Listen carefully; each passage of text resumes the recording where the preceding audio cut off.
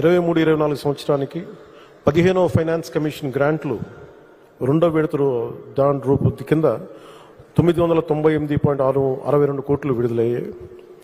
అదనంగా 24-25 ఆర్థిక సంవత్సరానికి ఒక 10 రోజుల క్రితమే తుఫాను ఆ సమయంలో 1076 కోట్ల ప్రతిపాదనలు సమర్పించబడ్డాయి.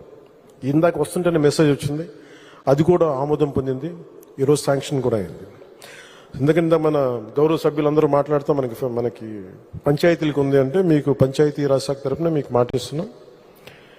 నిధులు మెల్లిమెల్లిగా రావడం స్టార్ట్ అయినాయి. చంద్రబాబు గారు ప్రతిసార్లు ఢిల్లీ వెళ్ళి మాట్లాడి ఆయన నాయకత్వ ప్రతిభతోటి నరేంద్ర మోదీ గారి ఆశీస్సులతోటి ఆంధ్రప్రదేశ్ మెల్లిమెల్లిగా కోలుకోవడానికి ఆసరా ఉంది. దాంట్లో భాగంగానే ఈ రోజున పంచాయతీల్లో నిధులకి వస్తున్నాయి.